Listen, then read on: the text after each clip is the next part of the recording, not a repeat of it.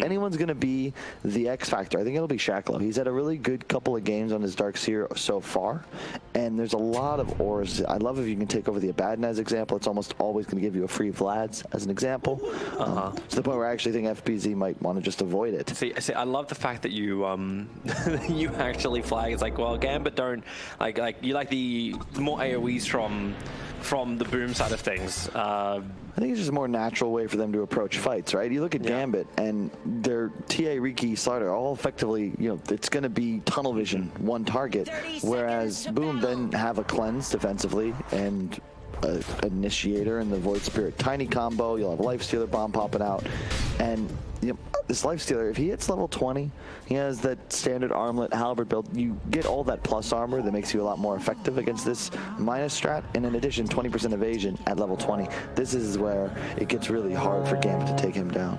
Yeah, but I don't know, you know, in some ways I still feel Gambit more. Like I still feel like this Iron Shell. I've seen very aggressive Rickies just blink striking from one target to the other, and they can get that big combination, like a vac into the crush. And Witch Doctor, the amount of times I've seen that Coconut be almost his own Ravage, like it's the worst thing to try and get away from. But at least you've got Rage for the Lifestealer, so yeah, Dream may not care so much. I mean, to be fair, but they are 3-man creep cutting this wave at the moment on top.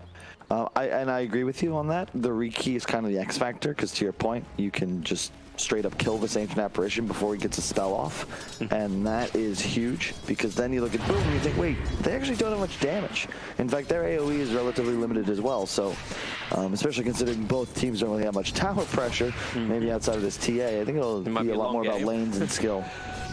Might be a nice long drawn out game, and less momentum from this mid lane. Maybe that's another place to look, because GPK, a momentum based Templar assassin, is always a great thing, and I want to see how well he goes against Makoto, just to see how this Void Spirit, like the panel was mentioning it as well, like how Void Spirit has really just crushed the Templar assassin in previous series during this competition, and now GPK, he's already been hit pretty hard. He got walked back into the Remnant. Yep. I think this is the problem people are having. It's similar to the old school, like Puck versus TA, Quap versus TA. You just don't want to be pushed under tower like we've seen here. And Void Spirit's very adept at doing this, because you just push with the pulse, and you can trade hits effectively because you're not taking that physical damage. But it actually turns out okay. GPK CS very well under tower. Well, this feels like the most common thing to ever happen at 1 minute and 40 in. Actually, I like how Hyde on the bottom lane, he might even get first blood here. He tossed FNG back underneath the tier 3 tower, so FNG will south but have it cancel before it can duration. I will say, I really like what Gambit's doing top 2, where Slaughter is just trading hits with the AI, and now actually forced him to TP, so that he could try and adjust Shacklo, but it's the solo XP. It's level 3 Darkseer at only 2 minutes in. This is huge, because Ion Shells, if you get to 5, then you can jungle almost as efficiently as you would in lane, but more importantly, Slardar becomes more powerful, your pressure actually can matter, and you just straight up farm faster. You don't need gold, you just need this experience. And AA, one of the downsides, you're obviously quite ineffective at dealing with these heroes. And even if you step up a little too far, the Slaughter with a stun and a shell might just take you down. Yep. And they're able just to chain it because they're just so damn tanky. Almost, roughly about 700 each on the HP. Yeah, so like, what's Life still going to do? He's not going to leave his lane and come over and do something about this. He has to stay in the lane. Exactly. But at least he's sustainable. Like, Lifestealer is just able to live through all of this. Because, hey, he steals the life. Yeah, we can expect. I mean, bottom is kind of interesting because neither player is CSing very well at all. To be fair, though, there were some shenanigans with the creep waves, so it makes sense. Mid lane.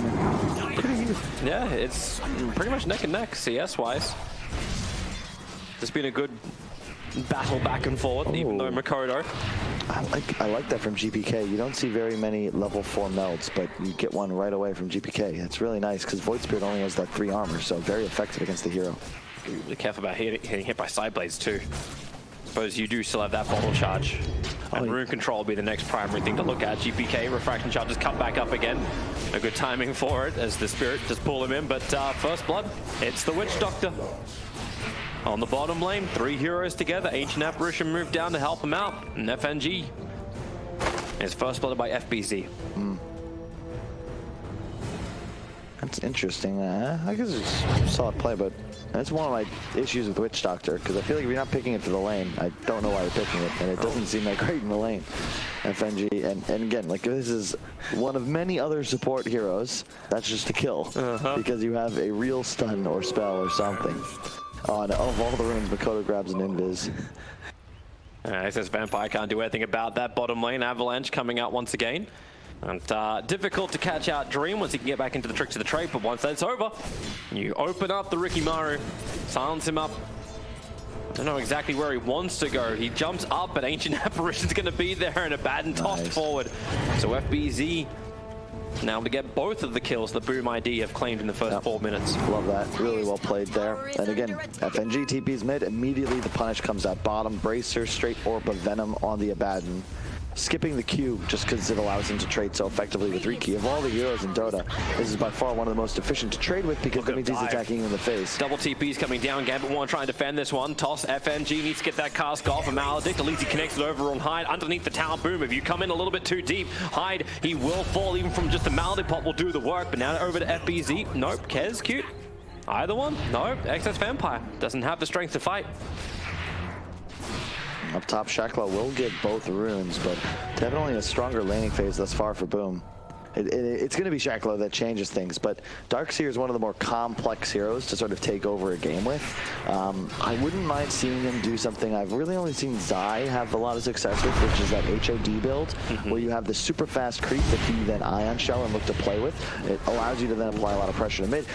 Oh, TA taking a lot of damage. TA really just... Hyde got messed up. Yep, He got messed up by the meld. Yep. And now on bottom lane, you're going to lose as well, the Abaddon. No level 6 up on him just yet, so when that Maledict can connect, just keep the damage rolling. I will say, I really like this. You don't see this very often from TAs. A lot of times, you'll still have them grabbing the bottle, but he's just going to go for the old school style. I used to do this back in 2015, where you get the earlier boots, a Blightstone, and a point meld, so you represent -4 armor, and you're so much stronger. So now level 6, you're like a huge threat, and you just spam mangoes and mana pots to stay in. Of course, we didn't have mangoes back in the day, so it's a little easier nowadays. But either way, I like it because it allows you to get that Blink Deso timing as fast as possible. This is something Abed used to do as well. Makoto, really trying to stay on top of Shashlo, but Shashlo's Surge and Wall can't get him away in time. So easy rotation from a Void Spirit to bring down that Darkseer.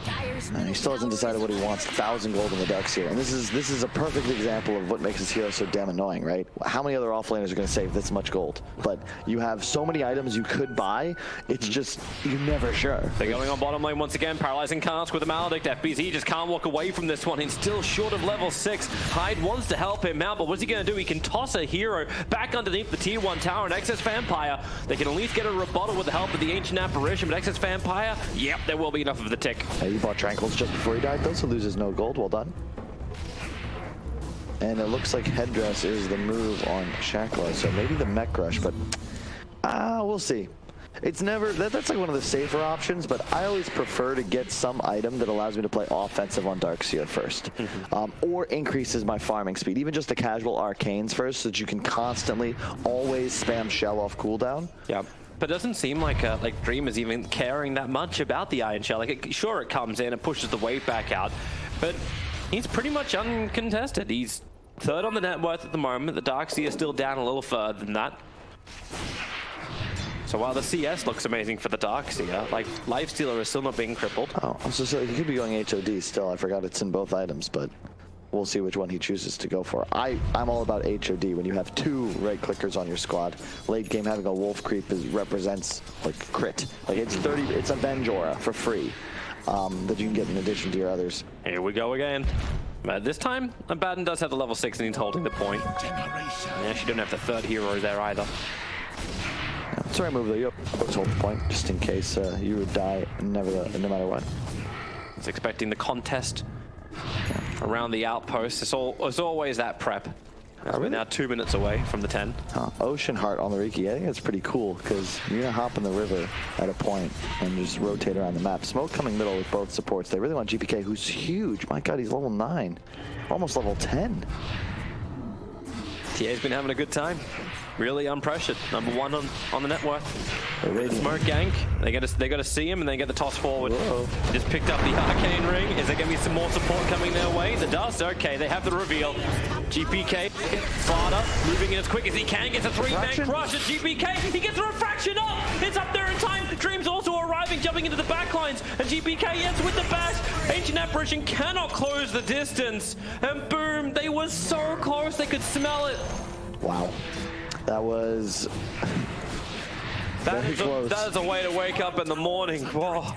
Living life totally on the edge, and then just shields. A lot of things had to go right there for GPK. A casual circlet, and he found the arcane ring for the plus armor. Otherwise, and he tread swapped sufficiently to strength as he got gone on. Otherwise, he certainly dies. All the little things had to be checked.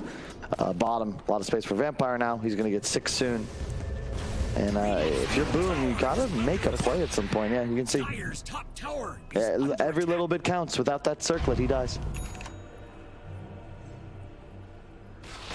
Looks like and Gambit bring their numbers so fast too. bottom tower is under attack. That's to be expected. This is the benefit of the Riki, right? And good TPs as well, of course, from the squad. FNG, I will say, I do like the Witch Doctor in that scenario. Counter ganking, 3 heroes standing directly on top of each other. Then the coconut starts to shine. Bottom, you do get a rotate from Makoto. You're going to try and push this tower with FBZ. And in response, Gambit will probably just do the exact same thing up top. And it will be an Arcanes into Pipe Rush on Shacklow. Interesting. I would again prefer HOD first, but you know, teach their own. He won't get this tower tonight. Looks like FBZ will take it out, but consider Shacklow as the off-laner 2 levels above his counterpart mid, and it's the same with, or rather on the off-lane, mid is the same, 11 versus 9. Gambit certainly with a XP lead here.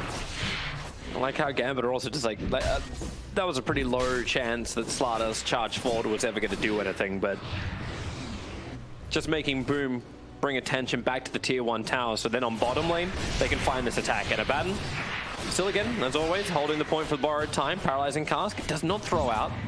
He just got out of range at the very end of that. Yeah, also, GPK is a blink. Yeah. This is something he might look to utilize soon. Going for the Death Zone next, and I'm going to be looking to see how many points he wants to put in Meld. Typically, yeah, that's what I figured. He's going to skip the level 2 trap and max Meld now before Sideblade, because you got to blink. That's a huge stack just to be taken out. That was a double and a triple from Makoto. Even though they do need to pull up the other wave again. He's going for that Chrysalis build instead of the Orchid. We've seen a bunch of Void Spirits do this top lane. Oh man, we really Maelstrom? It's just trade-off. I don't think anyone can actually get a kill out of this combination. I gotta say, Tobes, I am not a fan of this Maelstrom Lifestealer. You are majorly threatened by physical damage. Your armor represents so much HP and armor, and now you're in a point where like Riki, Slaughter, Artia, like they can just absolutely explode you once this Death Zone comes up. They're gonna look to dive. They have Dust. Yeah, they're looking for Dream. He's already been hit by the AA blast, the TA trap, Dream herself. Taunt running himself away, maybe thinking twice about that, and my god, Dream could just keep up. See what but I mean? Infest move away, Makoto will be the delivery service to give Lifestealer time to regen. Slaughter still wants a piece of this. Putting up that corrosive haze. At least they see Boom retreating, but this just means the tier 1 tower will now be taken.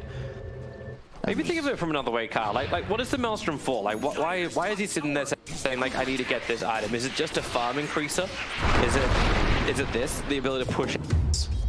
Yeah, it's just a comfort, right? And sure, it does increase your farming speed slightly, but, you know, I'm especially wary of it when you consider that Riki is so, like, it's TA Slaughter, right? You already know it's going to be a ton of minus armor, and this is super effective in assistance for a Riki because his ultimate Agi-based damage is also physical, so it's increased by minus armor. So it's like twice as nice to get it. And you just saw there how much damage he'll take. This is before he would be going to below 0. There's no TA factor, there's no Deso, there's no Melt Strike. It's also going to limit their ability to do Roche themselves if they don't have that armor Deso build on the Lifestealer. In fact, I'd say Boom cannot do Roche this game at all. And Gambit's going to have the luxury of playing this with 1 or 2 Aegises for free. This is a huge edge, especially on the Radiant side. This boss is flying down. GPK this time around will not get hit by it. 150 CS at 13 minutes. That's insane. Oh, Void Spirit. The haze is up. He can still jump away. That's exactly what he'll do, down into the river. It's also kind of crazy watching this new Gambit. I mean, FN, good player, don't get me wrong. But GPK just seems like he makes this team work. And I don't know if it's because, you know, if you look at OG and maybe even Secret, it's probable perhaps it's all about the cores. Like, you just feel more comfortable playing around someone and you recognize their patterns and like their style a bit better. But I mean, this guy has been performing incredibly well so far at the tournament. He's gonna have a Deso and 300 gold. And it looks like that'll be their timing. It's like the old school teams, just like, we always look to the mid. Like, okay, yeah, the safe lane is good, the off lane is okay, but the mid was the superstar. And this Gambit lineup, I reckon GPK does fill that role. Yeah, pipe complete on Shacklow, so they're gonna have a sick timing in a few moments. Slardar trying to finish his blink off middle, he's 700 off, but you'll have a Diffusal Riki, Pipe Darkseer, and Blink Deso TA all at about the same time. That's nuts. And then I think if you get this mid tower, suddenly you just start crushing through the map. He's got the jump away. Ayo. In fact, yeah, Excess Vampires could be careful around that. And there's it, yeah, there's that Deso you're talking about. Pre-15. This is insane timing. And they're trying to contest for the bottom runes. The top will already be taken out by Riki, but then again, Darkseer. Oh, back. Look for your target. Darkseer wall is down high, getting bashed up by Excess Vampire. He's going to be surged away to safety. So difficult to keep this chase on. Not the most maneuverable lineup from Boom. He's already got max back. Only 3 points in the surge, so I actually kind of like this decision when you consider that if you hit an AoE Vac stun with Maledict, especially when that Maledict's maxed out, that straight up just wins you the team fight. You talked about how they had plenty of single target. This way of finding adequate AoE could prove very effective, especially when we expect a big fight to break out around this mid tower in a couple of minutes or so. And here's the smoke. Maybe bottom comes first. Yeah, they'll have to go after Lifestealer. Pretty difficult target. Infest is up and running. GPK's not here. That is true. But they've got everybody else, and there's your jump forward. Could not get the smoke screen up in time, so Rage Lifestealer just moves back, and in fact now, as Makoto initiates in, takes out Excess Vampire, and they really want to keep this charge going. And that's one way to deliver the Lifestealer forward. Put him into the Void Spirit. Gotta be careful here, though. You don't know where GPK is. He's gonna show on top ward. Huh. It was weird play by Gambit there, but at the end of the day, like, that was just a free 1,000 gold of space for GPK. You check him out, he's top of the net worth by far, and you only lose a support. I'm very worried for Kezcute in this game. Radiant's middle tower is I under don't attack. really think, you know, of all the one downside of the AA, right, especially, and you can see this in Slardar Riki immediate follow-up to that first pick, is what the hell do you do if you get jumped on by Diffusal Riki, other than feed? Die. Yes, that's it. Ooh, that's a good jump. Double damage rune for the Void Spirit, and Excess Vampire took 3 hits from 3 different sides and died. Yep. And they do have the Vlads picked up on FBZ, so if he gets back walled, that'll go for free to the Radiant team. And Hyde goes down. That's a Diffusal Ion Shell Riki. Not much you're gonna do there. It is showing the weakness of their lineup, however. Like, without the TA, you don't force a building. Yeah, but I don't really know if they mind. GPK is just like, you know what, guys, I'm liking this. I'll just get a BKB. However, I do think they could attempt to at least think about a Roshan. Again, this mid tower, to me, this is the play you make. At least force a little pressure here. Have GPK shove top and then look to collapse inwards. Although the warding from Dire has done a really nice job of at least being able to suss out his movements. 3 wards all in this top half of the map. GPK's patterns often take him right on top of them. The Lifestealer with the Sanj, he'll have his halberd in just a moment. This is huge, but that BKB from TA, if he gets it off first, I mean, we don't really care any longer. He will reach that. Well, then again. 3 men, all going towards the TA. Ice Blast from downtown, and that's going to be one very dead GPK. Down for a long period of time, and now you're seeing Boom trying to force the issue. Great thing about Abaddon's great at bringing down these early towers. I just can't believe it's Boom looking to make the first move on a tower. I felt like Gambit had this insane momentum. And They were waiting for the BKB. But, dude, next item syndrome. Here we go. It's Dark going Fear. around. Looking for the back wall. Going to catch out two. Able to get both the Abaddon, but then into the back lines. The Avalanche FNG copying heavy amounts of damage very early on. Excess Vampire trying to do his own little run, but the toss in, and they stay on top of Dream. Can jump himself over towards Chargeflow, giving some extra information, but pulled again back by this Remnant. No way to really properly escape. Darkseer was doing everything he could to get Dream out of there. The four heroes lost from Gambit and Boom have just broken the backs of the mid lane. Did they just take a team fight straight up 4-on-5 without their top net worth hero? Radiant's middle tower has fallen. TA was dead that entire time, not involved, and yeah, they thought they had it. Radiant's middle This is the tower Void is Spirit under factor, right? Was it Winner who was saying Makoto's somebody to watch? Look at it, just comes in on the backside, 3-man pulse, straight up crushes FNG. You're not casting ultimate here. And they just chase for more. Like, what? I'm just curious as to how this was going to work, especially when you vac wall initiate on, I believe, the Abaddon and the Lifestealer. Two heroes you're just not going to kill. I love Darkseer against Abaddon. You get the ores, you get the passive, but yeah, you can see that's a calm, that's a very happy captain. Man. Hell yeah. A very happy captain. All right, guys, been waiting for our opportunity. Our opportunity is this. And Gambit are willing to step up to the plate and strike out. Yeah, I think they haven't played. For lack of a better phrase, they're not playing Dota 2. They're playing a PvE farming simulator. And while that appears good, then you realize, wait, it just feels like they've squandered their timing. Roshan's still active. They've had Deso for 7 minutes. They are at least like getting a hell of a lot of items. So for everything that happened, this is the first real swing we're seeing Golden Experience going the way of Boom. But it was about a 2,500 gold and 4,000 experience lead going the way of Gambit. But this now, with a big fight from Boom, this is now going to mean items for them. Like, it's going to mean progression for the Lifesteal. Like, he's already got the Halberd, and he's already looking towards him to sell Kuros as his next primary item. Roshan has begun. Watch how fast this dies. Pretty fast. Probably could have done this a little while ago, guys. They're coming over. Infest up. Ice Blast is coming in. They've already found one target out. The Ice Blast! Dream instantly explodes. Sharkflow will die as well. The Aegis Immortal got to the hands of GPK. So at least he got himself out there alive with the Aegis. But it looks like Boom aren't finished just yet. Blink off cooldown in 1 second time. FNG will not escape. 3 heroes lost, and now with these 3 heroes down, maybe you just push the mid, you take the tier 2. They keep chasing. They're chasing for the TA. Blink is on cooldown for the moment, so there's your jump forward. Dual Scepter to begin with, pull him back in. Hyde's got the first bit of damage. Now for the second time around, they're going to have the ice. They've actually got the Ice Blast already back off cooldown. The BKB from GPK, that's his first 10-second BKB duration. Starts his TP out. Very smart from Excess Vampire, just blinks and sprints away. Yeah, nothing to do there at all. Boom's just straight up outplaying him, and I know I'll get flamed. You showed them the roast, they got owned, but Tiny has a blink dagger. Toby, he just picked it up off that fight middle. You had an advantage, a significant one. That's no longer there when this first Roche play happens at 20+ minutes instead of 13, 14 like it could have. And suddenly Boom are the ones with control. They're the team with the ability to remove regen, and they're the only team in this game with a save. They have this Abaddon, which makes it so much easier for Void Spirit and Lifestealer to play this game. I talked about how Lifestealer doesn't have armor items, but he'll have an AC soon. Gambit looking for a fight again. BKB is still on cooldown for another 25 seconds. They're searching for a target, but they just can't find one. Tiny's already blinked away after breaking the first smoke.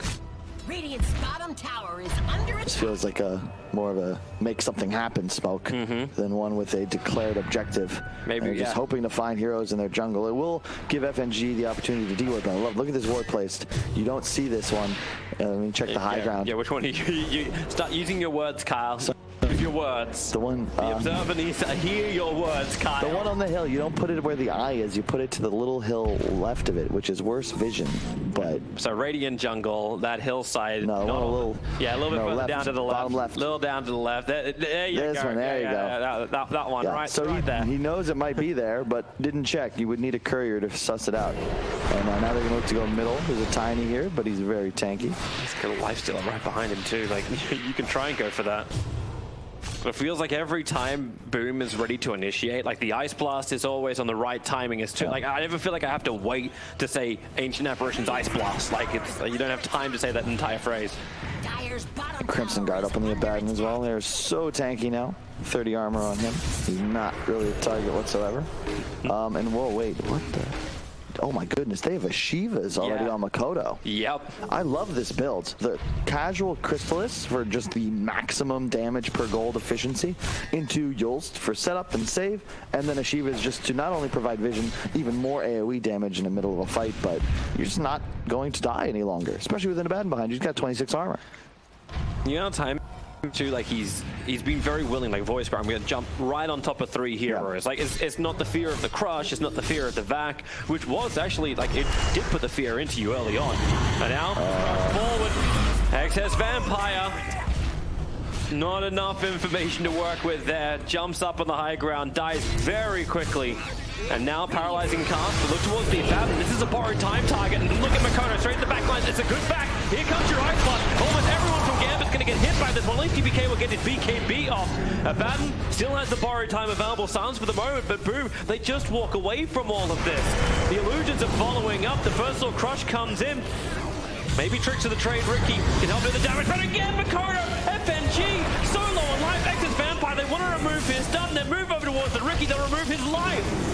Everything must go, and the Spirit, at least Shashlo can surge, run away from all of it.